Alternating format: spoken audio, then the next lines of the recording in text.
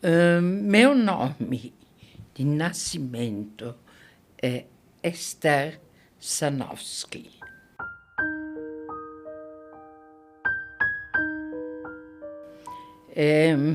Meus pais vieram da Polônia. Meu pai veio ao redor de 1920, seguindo um irmão que já tinha ido embora, porque na Polônia as coisas estavam muito ruins e os pais dele tinham morrido de gripe espanhola.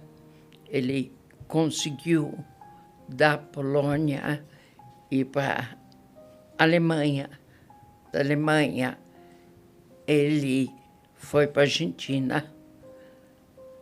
Da Argentina, foi para a Holanda.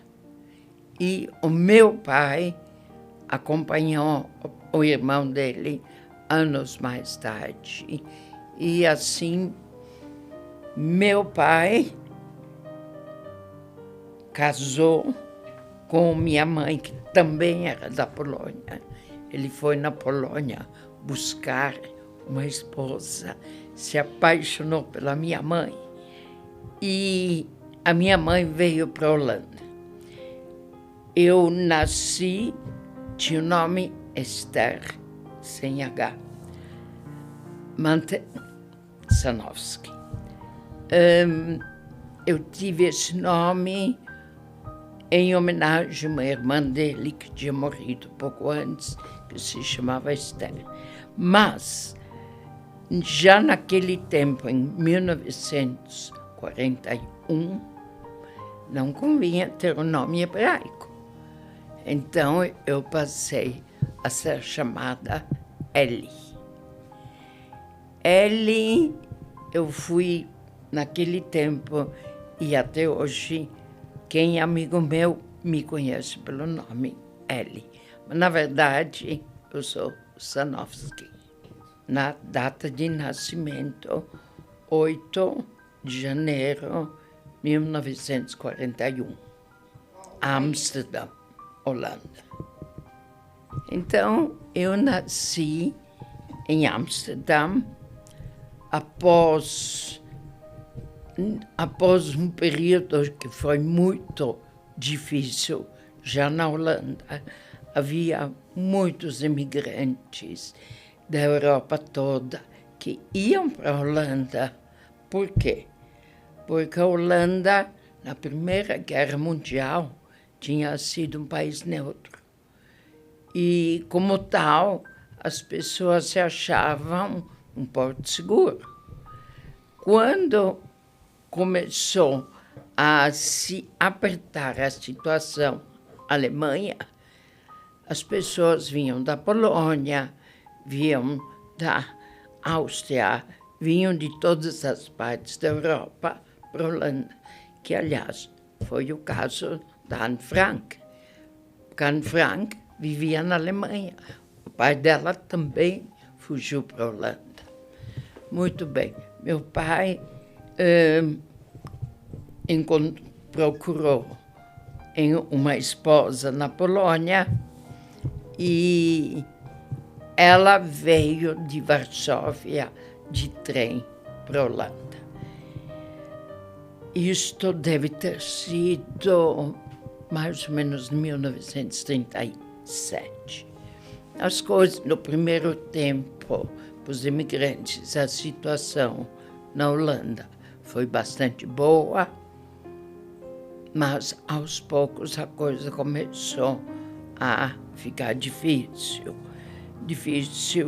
Havia a Holanda, retornando, a Holanda tinha o Partido Social Democrata holandês, que eram colaboracionistas, colaboravam com os alemães. E eles eram tão antissemitas quanto os alemães. Então, eles também caçavam os judeus. Em 1940, que a Holanda entrou em guerra após um bombardeio que houve em Rotterdam, que dizimou a cidade de Rotterdam, acabou totalmente. Rotterdam era um porto muito importante. E quando eles conseguiram bombardear Rotterdam, a Holanda entendeu que precisava se render. A rainha da Holanda fugiu para a Inglaterra e passou-se a ser... A Holanda era governada pela Alemanha e pelos próprios holandeses. 1940, não, houve a Noite dos Cristais, que aquilo foi um marco muito importante. Então, isso foi 1938, entre dia 9 e 10 de novembro, que foi a noite em que a minha mãe entrou em trabalho de parto com a minha irmã.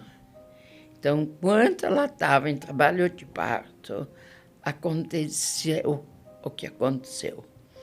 Muito bem. A vida prosseguiu. Meu pai tinha um negócio dele, ele tinha uma alfaiataria, aparentemente ia muito bem de negócios. Aí a coisa começou a ficar mais difícil. Em fevereiro 41, houve, na cidade de Amsterdã, houve briga entre um grupo de judeus, houve apedrejamento, houve brigas nas ruas e apedrejaram um oficial alemão. Não, desculpe, holandês. E este oficial morreu. Como revanche, acabaram, dias depois, fechando uma área da cidade, na região judaica da cidade. E nesta praça trancaram toda a praça e pegaram todos os homens judeus que tinham entre 18 e 35 anos de idade. Pegaram todos estes homens e na cidade eles abriram as pontes levadiças para que ninguém pudesse fugir. Pegaram estes homens todos e enfiaram em caminhões. E esses caminhões foram primeiro para um campo mais perto da Holanda, na Holanda ainda, que se chama School. Eles ficaram lá um tempo. Depois de School, eles foram levados para Buchenwald. E depois de Buchenwald, 600 quilômetros distante de lá, eles foram levados para Mauthausen, Áustria. Agora, em Buchenwald, eles fizeram trabalhos, foram forçados a trabalhar. E foi lá que eles receberam já as vestimentas dos campos. Eu tenho fichas, que foi tudo muito bem registrado pelos alemães. Então, eu tenho ficha onde consta que meu pai, senhor Abraham Sanofsky, na ocasião vestia tal de tal de tal. Ele tinha um cinto de couro, uma camisa de tal, o casaco era não sei o quê, e dizia que encontraram no forro do paletó dele, costurado, ouro. Os judeus, em geral, naquele tempo, para casos de necessidade, sempre tinham algum bem para poder negociar. Então, eles encontraram ouro, eles comentaram que ele tinha um anel, mas tinha observação, que o anel era sem pedra. E, depois disso, já provavelmente vestindo as roupas, eles foram enfiados nos trens e aí levaram embora para Mauthausen, que foi a última estadia deles em vida. Na verdade, foi o primeiro grupo de judeus holandeses que foi deportado. Chegando em Mauthausen, isso viemos a saber anos depois, porque meu pai, na verdade, um mês depois do meu nascimento, a família vinha visitar o bebê. E meu pai tinha que sair fazer algumas coisas relacionadas com o trabalho. Falou, eu vou sair, volto já, já. E nunca mais que ele voltou. Então, foi descoberto que muitas outras famílias procuravam seus pais, irmãos, tios, enfim, ninguém voltou para casa. Aí foi descoberto, tempo depois, sobre este grupo de homens que tinha sido capturado. Em Mauthausen, evidente que eu não conheço os detalhes, o que a gente sabe, que está tudo muito bem documentado, era um campo de trabalhos forçados. Era uma pedreira onde eles faziam os prisioneiros subir uma escadaria de pedra e, por puro prazer sarcástico, às vezes chegava lá em cima, mandava descer de novo. E desciam com pedras nas costas, e esta pedra, se eles se desequilibrassem, eles levavam embora todo mundo que estava atrás. Certo? Nós recebemos a lista dos mortos, onde, evidentemente, tinha o nome do meu pai, ele tinha 34 anos de idade, e tem escrito na lista a data da morte dele, que deve ter sido poucos meses após a chegada dele, e dava como razão da morte. Então, junto com ele, havia uma lista de muitos outros homens. E, estranhamente, todo mundo morreu no mesmo horário, no mesmo dia. Todo mundo morreu de broncopneumonia. Então, não precisava de muito mais detalhe. Então, minha mãe só veio descobrir do paradeiro do meu pai bastante tempo depois que ele tinha sido levado embora.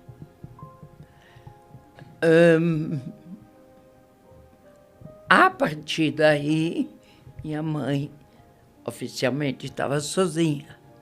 Então, ela tinha que administrar a loja que meu pai tinha, que era no mesmo edifício onde a gente morava. E tínhamos em casa a nossa empregada, que chamava Yo. A Yo cuidava da gente, cuidava dos afazeres domésticos, e a minha mãe tratava da loja, administrava aquilo. Parece que havia empregados também lá, mas ela tinha que administrar tudo. Isto durou mais ou menos, penso eu, perto de um ano, mais ou menos um ano e pouco. Aí as leis racistas, entretanto, começavam a apertar. O judeu não podia ir para a rua, o judeu não podia fazer isso, os judeus não podiam fazer nada. Em outubro de 1942, portanto eu tinha 1 ano e meio, tocou a campainha de casa e minha mãe recebeu uma intimação para trabalhos forçados. Meu tio, aquele que tinha ido embora da Polônia antes do meu pai, meu tio explicou para minha mãe: você não vai se apresentar nos trabalhos forçados, porque se você vai, eles te pegam e nunca mais se volta. E a partir daí, então, minha mãe foi aconselhada, sabia que tinha que fugir. O que fazer com 2 crianças pequenas? Minha mãe era loura, muito bonita, de olhos claros, bela, e tinha meios para poder subornar, documentos falsos. Então, ela sabia que ela teria meio de eventualmente tentar se salvar. Mas com 2 crianças pequenas, não ia, nem ela, nem nós teríamos condição de sobreviver. Então, o meu tio, minha tia, falavam: nós cuidamos dela, pode deixar, a minha irmã dizia: pode deixá-la com a gente. E eu, que a nossa empregada aparentemente tinha carinho por mim, falou: eu fico com a Ellie. Então, eu fiquei com a empregada.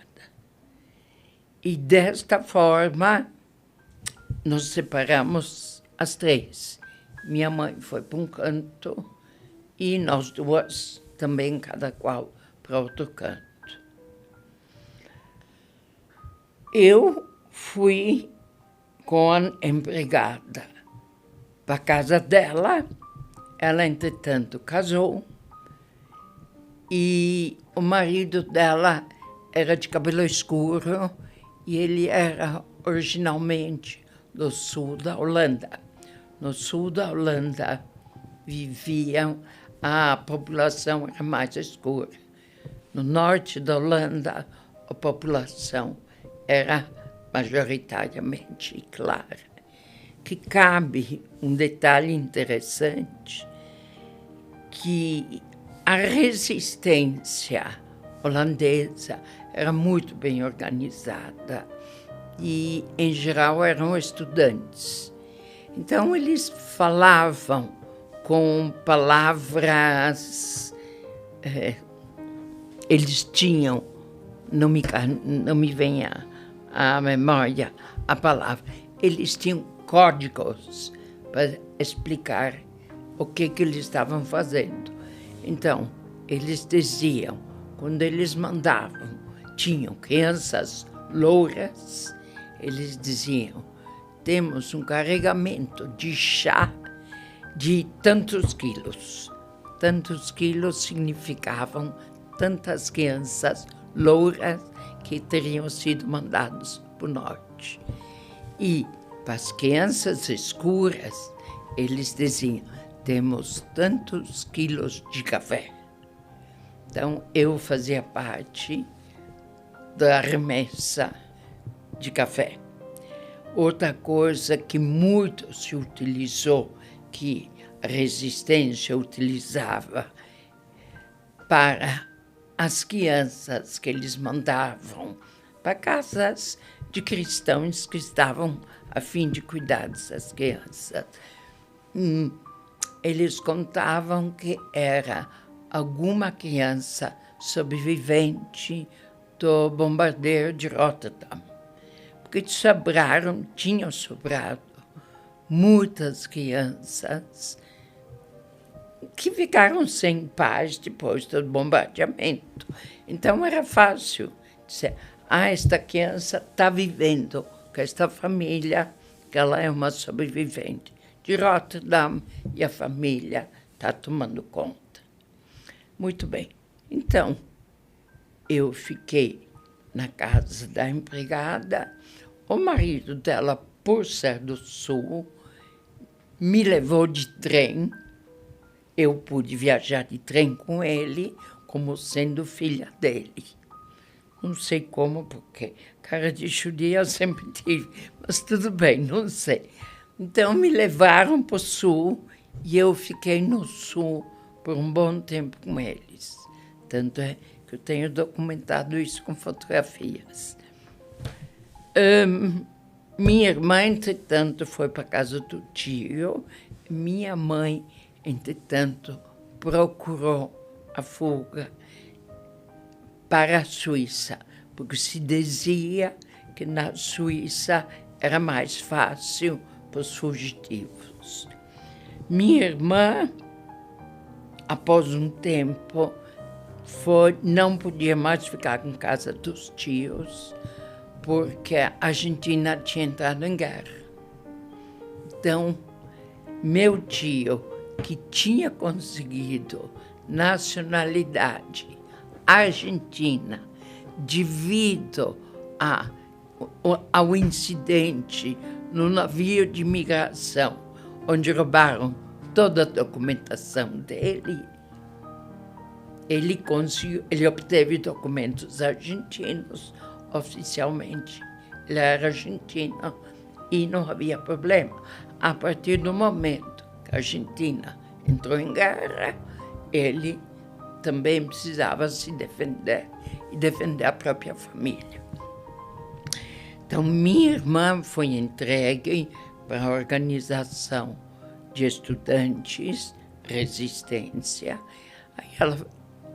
Isto aparentemente foi contado depois, não se sabe com exatidão. Ela foi levada para casa de uma família onde havia muitas outras crianças judias. Alguém denunciou e o dono da casa foi levado embora e mataram ele em campo de concentração. E estas crianças novamente estavam fugindo para algum outro esconderijo. Finalmente, o que ela consegue se lembrar é que ela estava num trem junto com alguns homens e este trem viajava, ela não sabia para onde, evidentemente. Depois soubemos que era em direção ao sul da Holanda. E não, ela disse que ela se lembrava que cada parada do trem desciam crianças. E era cada vez menos crianças.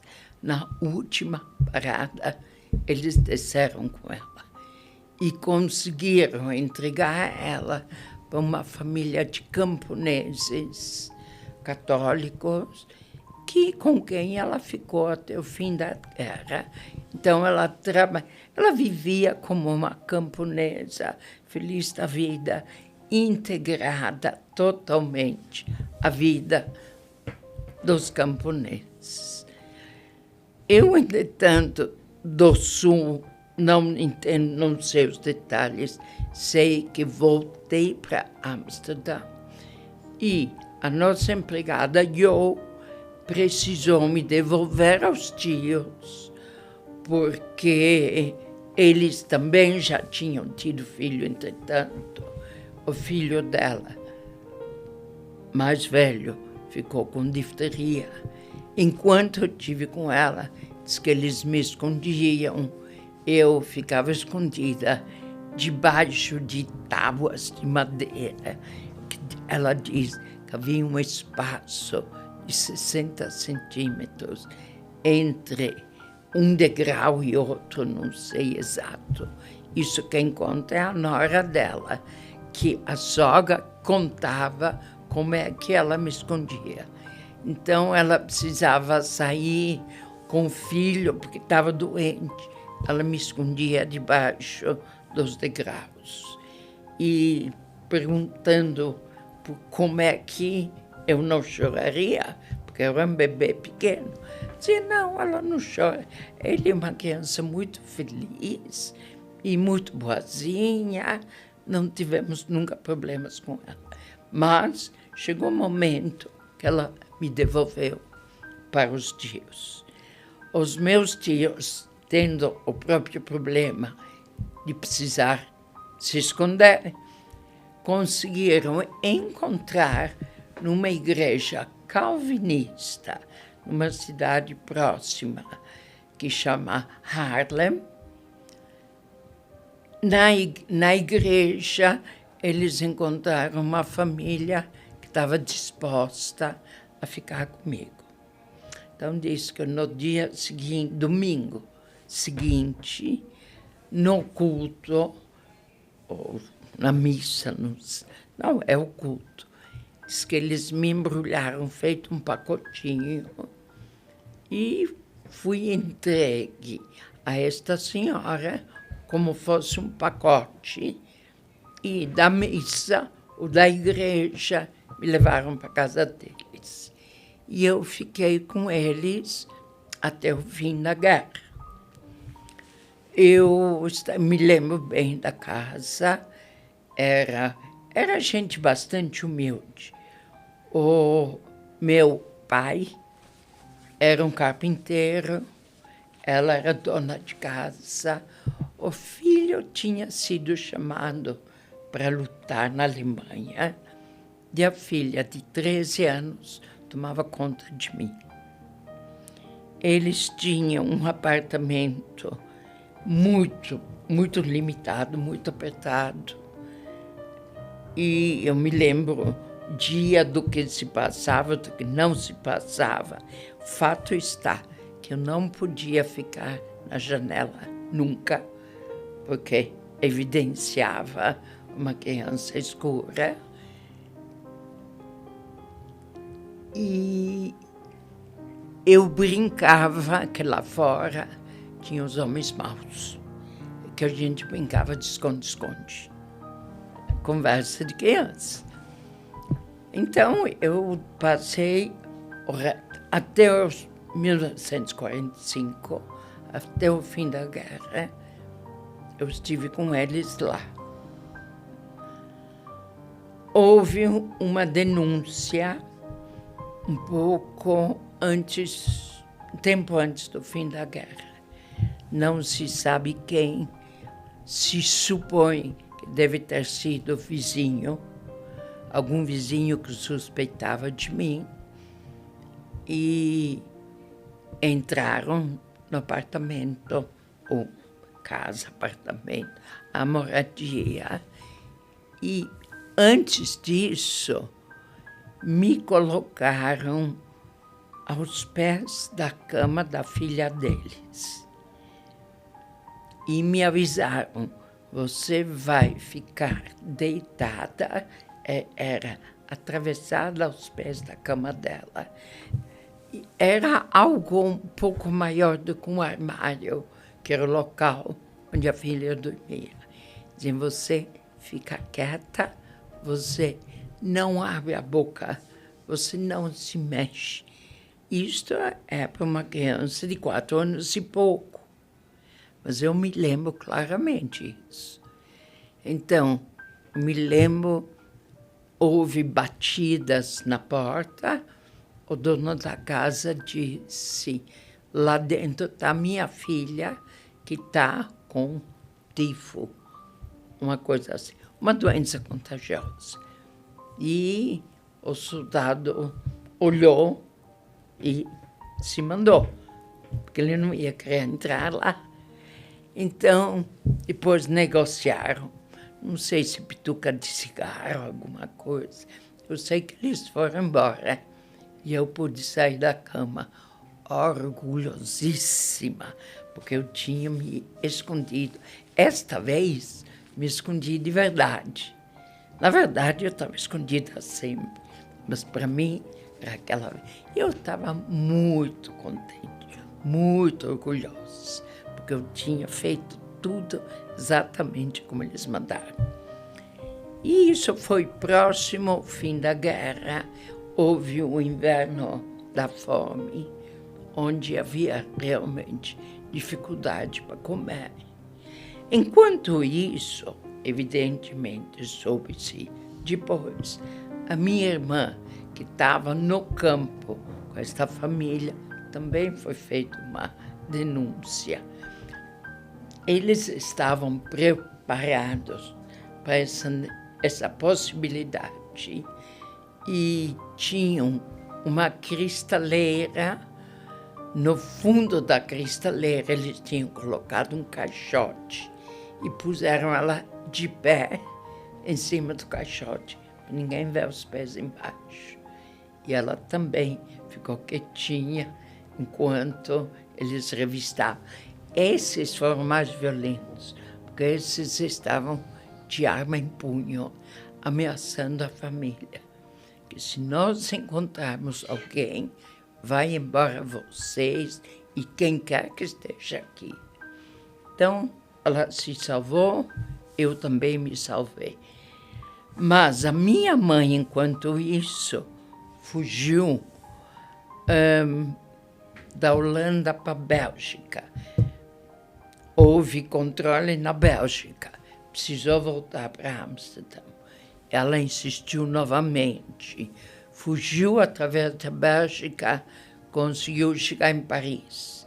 Em Paris, ela conta o que ela passou, o que ela viu na estação de trem, que eles recolhiam as pessoas e as pessoas simplesmente, passe de mágica, sumiam. Aí, de Paris, eles conseguiram chegar em Lyon. Em Lyon, se encontraria um grupo de pessoas da Holanda, de Amsterdã, que estavam também fugindo. Diz que ela estava sozinha no hotel em Lyon e entraram no meio da noite os gendarmes controlando. E ela diz que eles começaram a questionar ela. O que você está fazendo aqui? Ela disse, estou de férias. Como de férias? Uma moça sozinha. Cadê a tua bagagem? Diz que eles começaram a fuçar dentro da bolsa dela, onde ela tinha, no fundo, documentos falsos, dinheiro. Ela disse que foi um terror o que ela passou. Enfim, foram embora. Ela se salvou. Ela conseguiu atravessar as montanhas e chegar na Suíça. E ela, na Suíça, passou até o fim da guerra em campo de refugiados. Que diz que os suíços foram muito bons. Havia os campos masculinos, os campos femininos, e um campo trabalhava para o outro até o fim da guerra. Quando terminou a guerra, a volta de Amsterdã para Amsterdã foi muito difícil. A minha mãe sabia de mim, não sabia da minha irmã. Então ela tinha que ir de casa em casa, procurar a organização da resistência, quando ela praticamente tinha desistido da possibilidade de encontrar minha irmã. Houve uma luz, ela foi para o sul, conseguiu encontrar minha irmã, que não queria saber da mãe, o que aconteceu com muitas crianças. Porque as crianças, a gente tinha se acostumado às novas famílias. E, enfim, ela não queria voltar. Foi muito difícil conseguir a minha mãe reaver a própria filha. Muito bem. Minha mãe, depois da guerra, casou novamente. Aí eu passei a ter um novo nome, porque eu fui adotada. Então, meu nome não era mais Sanowski, passou a ser Gerstner.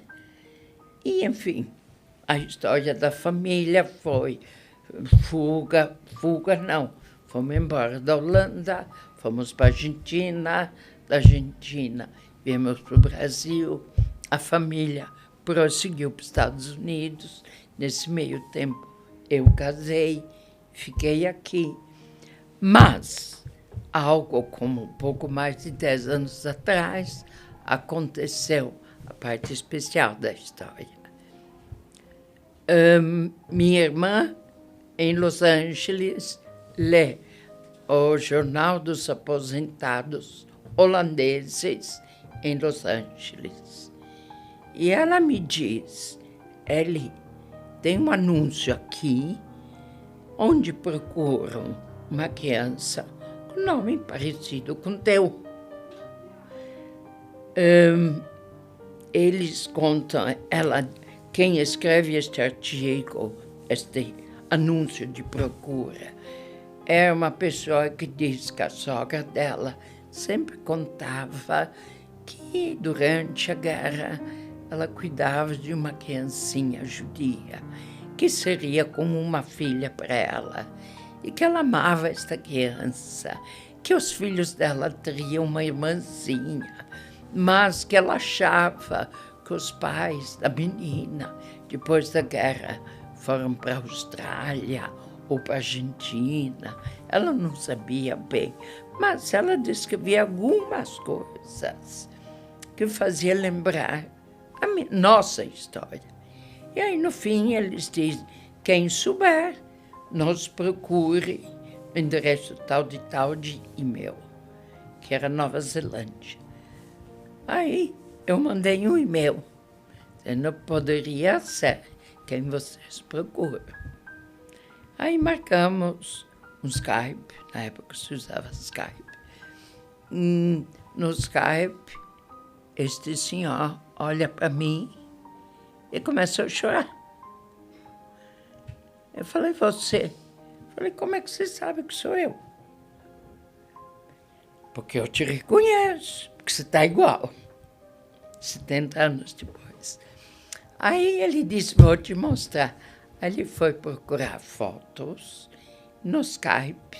Ele mostrava fotos minhas, que eu realmente estava no sul da Holanda, onde eu claramente me reconheci. Aí ele mostrou uma das fotos que, coincidentemente, eu também tinha a mesma foto. Aí a gente espelhou, uma na Nova Zelândia, outra em São Paulo, espelhamos as fotos e ficou clara que eu era aquela criança que eles buscaram. A partir daí, a minha irmã Los Angeles e eu nos combinamos e fomos até Nova Zelândia. E, inútil dizer, que foi uma festividade. No aeroporto houve festa, a imprensa estava lá, a rádio comunicou. Foi uma coisa muito bonita. Tivemos 15 dias com a família e, evidentemente, até hoje tenho contato com eles. Eles foram agraciados também em homenagem pelo Yad Vashem.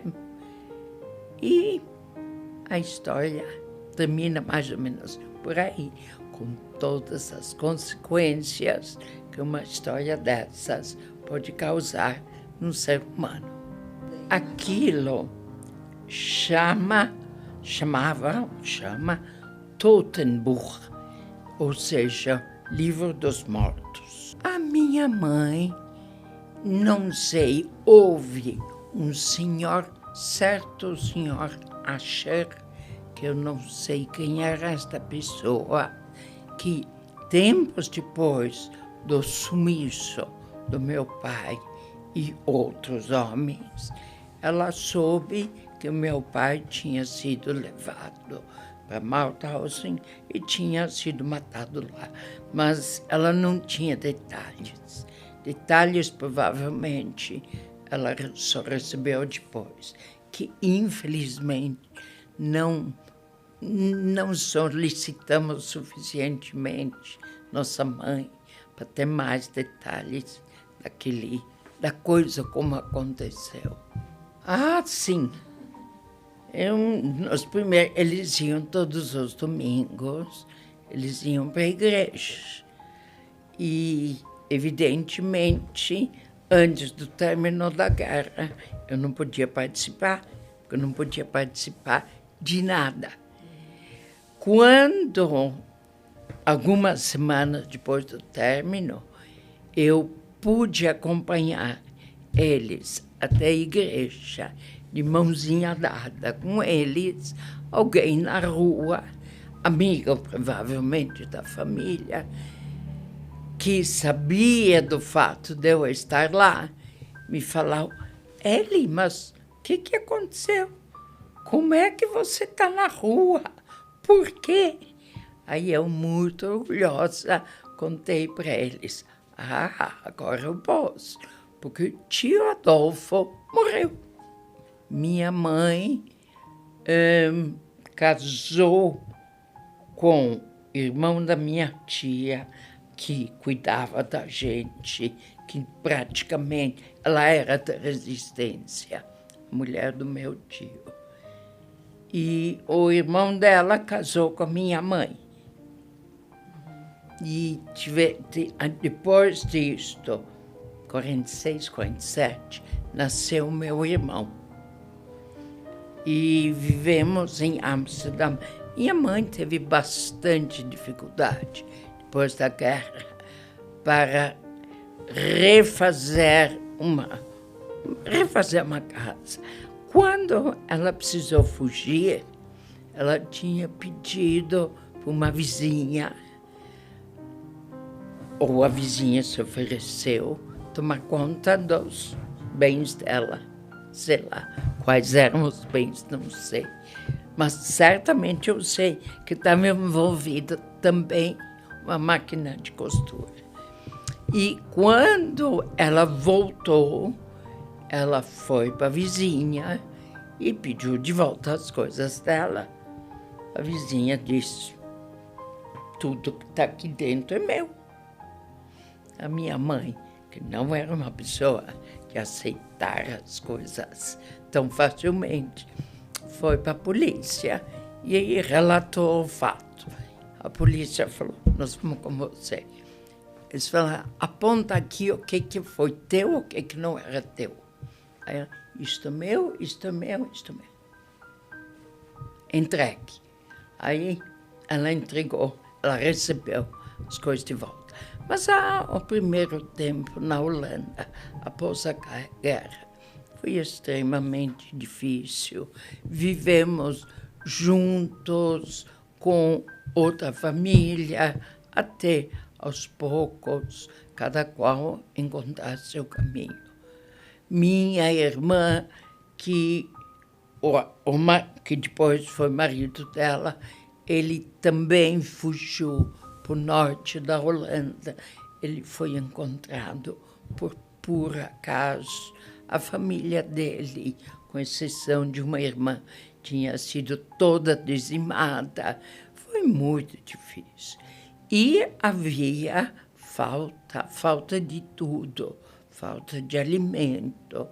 Me lembro minha mãe me mandando para uma loja em frente, que eu queria algum doce. Então, ela mandava uma xícara, um pouco de açúcar, e a gente fazia intercâmbio. Eles me davam um pirulito e eu entregava açúcar, coisa assim. Aliás, um episódio muito engraçado.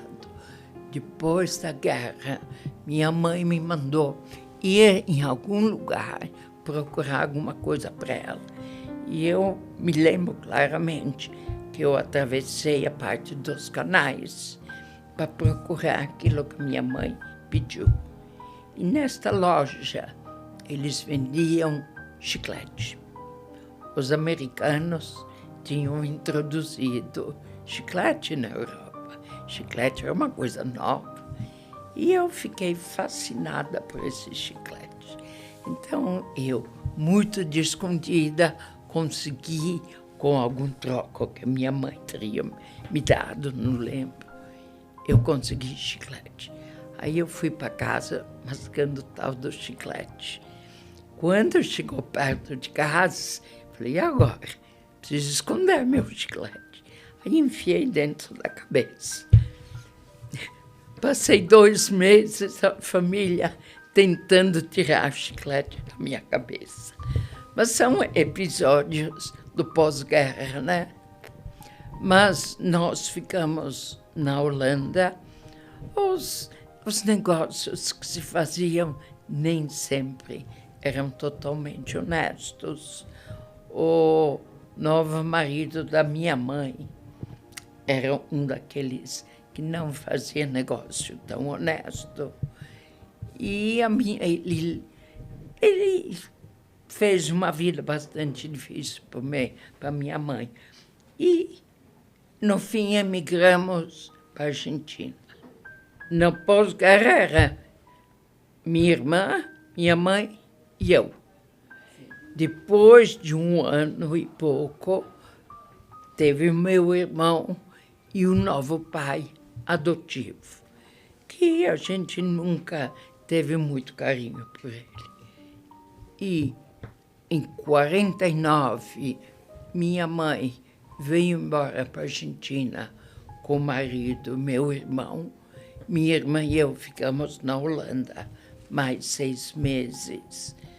E depois disto, que fomos encontrar com nossa mãe em Buenos Aires. Minha irmã, como eu, chamava Lea de nascimento e, mesmo motivo, nomes que não podiam ser utilizados, ela passou a ser chamada Lene. Então, Eli, eu, e Lene, minha irmã. Meu irmão nasceu depois da guerra, o nome dele era Dani. É Dani. Meu pai, de nascimento, que foi levado embora na guerra, o nome dele era Abraham Sanowski. A minha mãe era da mesma cidade do meu pai, Lodz, que era uma cidade grande na Polônia. Minha mãe se chamava Gittel Goldblum. Meu irmão, bom, alguns anos depois da Argentina, minha mãe divorciou do meu pai adotivo. Então, meu irmão ficou com meu pai na Argentina. E tempos depois, minha mãe veio embora para o Brasil com minha irmã comigo e houve um outro casamento, certo? E essa nossa vinda para o Brasil foi muito difícil, muito dura, porque já tínhamos passado muita coisa e certamente um pai, outro pai, era um pouco demais para nós. E não éramos felizes aqui. Fomos estudar na escola inglesa, no St. Paul's, onde tinha mais um idioma. A essa altura era o holandês, o espanhol, o inglês. Aí chegamos aqui, depois do inglês tinha o português. Então, era muita coisa para 2 adolescentes. Foi muito difícil. Minha irmã acabou emigrando para os Estados Unidos, casou, feliz desde então, e eu casei com meu marido, que éramos namorados apaixonados, italiano, não judeu, que também tinha passado a Itália do fascismo, que também foi muito duro para ele. Então, tínhamos muita coisa em comum.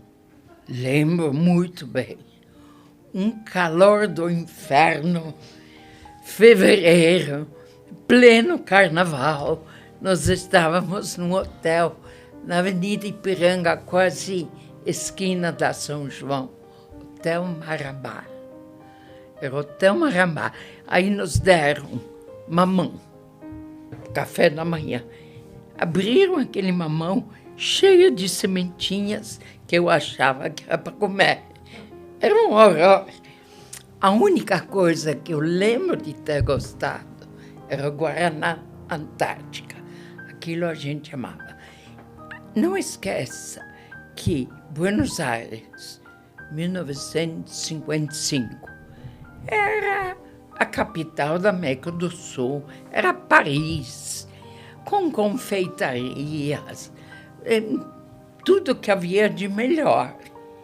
E nós viemos para cá, São Paulo era uma província. Então, para nós foi muito difícil. A gente ia num bar buscar alguma coisa, tinha aquele pessoal todo de pé no balcão, não havia portas para abrir e fechar. Era tudo muito diferente.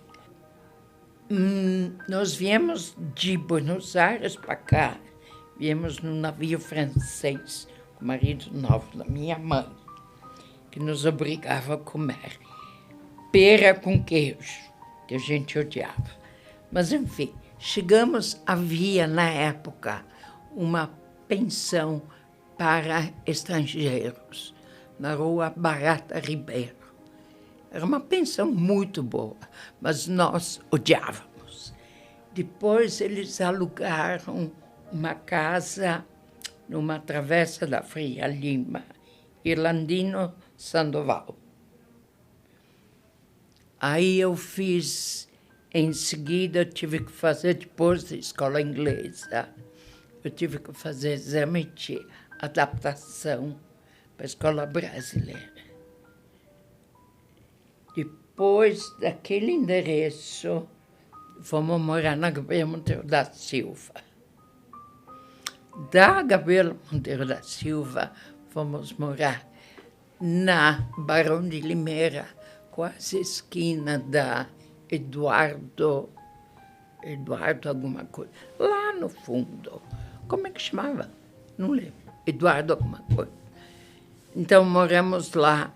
A essa altura, eu estava já no Colégio Rio Branco e minha irmã Mackenzie. Não, nós viemos com o navio, com minha mãe, nós duas e o marido dela. Então, eles já tinham tudo organizado. Não havia dificuldade.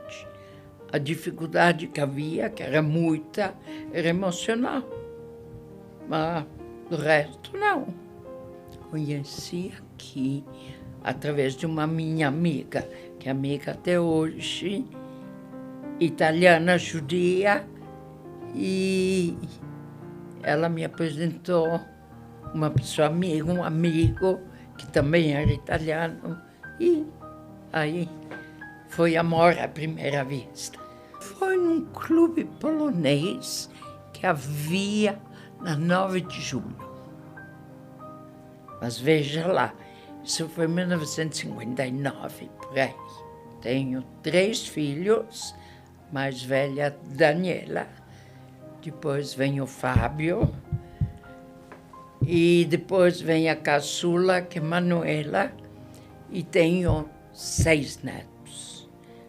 Da minha mais velha, tenho uma que era bailarina, hoje em dia é chefe. Do meu filho, ele tem 2 filhos, e da caçula tenho 3. A caçulinha dela, que foi estudar agora. Tão feliz que eu esqueci. A gente estava tão ocupado, formando família, criando a nossa casa, nossa família, nossos negócios, que a gente esqueceu o passado. Esqueceu maneira de falar, porque aquilo está aqui dentro. Meu marido se chamava Américo Mantegari.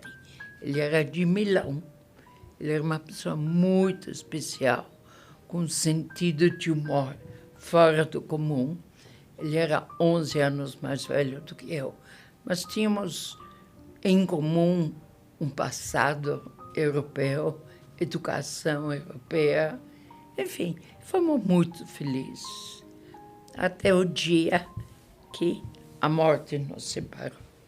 Ele, hoje, uma pessoa que sempre foi muito confusa, muito. A minha vida foi muito confusa.